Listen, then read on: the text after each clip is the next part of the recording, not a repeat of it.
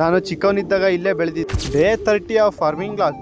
ನನ್ನ ಎಲ್ಲ ಕೆಲಸ ಮುಗಿಸ್ಕೊಂಡೆ. ನಮ್ಮ ಅಮ್ಮಗೆ ಯಾಕೋ ಹೊನ್ನಾಳಿ ನೋಡಂಗಾಗೈತಂತೆ, ಅದಕ್ಕೆ ಕರ್ಕೊಂಡು ಹೋಗ್ತಾ ಇದ್ದೀನಿ. ನೋಡ್ರಿ, ನಾವು ಬರ್ತೀವಂತ ಯಾರೋ ರೋಡ್ ಮೇಲೆ ನೀರ್ ಹಾಕಿದ್ದಾರೆ.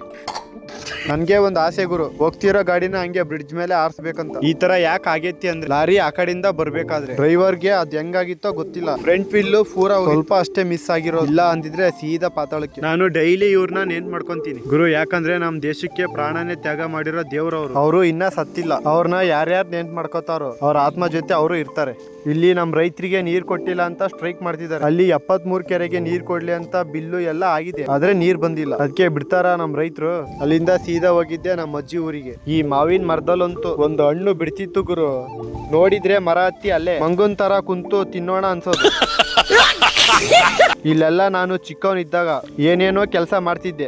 ಅದಂತೂ ತುಂಬಾ ದಿನ ಆದ್ಮೇಲೆ ಮೆಮೊರೀಸ್ ಬರುತ್ತಲ್ಲ, ನೆಕ್ಸ್ಟ್ ಲೆವೆಲ್ ಫೀಲ್ ಆಗುತ್ತೆ ಅನ್ಕೊಳ್ಳಿ. ಹೋಗಿದ್ದು ಕೆಲಸ ಮುಗಿಸಿ ಅಂದಾರ್ ವಾಪಸ್ ಆಜಾ ಬಾಯಿ. ಸದ್ಯ ಗುರು ಮನೆಗೆ ಬಂದ್ಮೇಲೆ ಮಳೆ ಬರೋಕೆ ಸ್ಟಾರ್ಟ್ ಆಯ್ತು. ನಡೋತಕ್ಕೆ ಎಲ್ಲೂ ಸಿಗ್ಲಿಲ್ಲ. ಹೋಗ್ಬೇಕಾರನು ಮಳೆ ಬಿಟ್ಟ ಮೇಲೆ ಹೋಗಿದ್ದೆ. ಇವತ್ತು ನಂದೇ ಟೈಮ್ ಅನ್ಸುತ್ತೆ. ಬಂದ್ಮೇಲೂ ಸೇಫ್. ಭತ್ತ ಬೀಜ ಹತ್ರ ಇಷ್ಟು ಪಕ್ಷಿ ಬಂದ್ರೆ ಒಂದೊಂದ್ ಪಕ್ಷಿನೂ ಒಂದೊಂದ್ ಕಾಲ್ ತಿಂದ್ರೆ ಮುಗೀತು ಸಸ್ಯ ಕತೆ. ಈ ನಾಯಿ 1.5 ಅಡಿನೂ ಇಲ್ಲ. ಅಪ್ಪಿ ತಪ್ಪಿಯು ನೋಡದೇನೆ ಕಾಲಿಟ್ರೆ ಅದ್ರ ಕತೆ ಏನ್ ಆಗ್ಬೇಡ.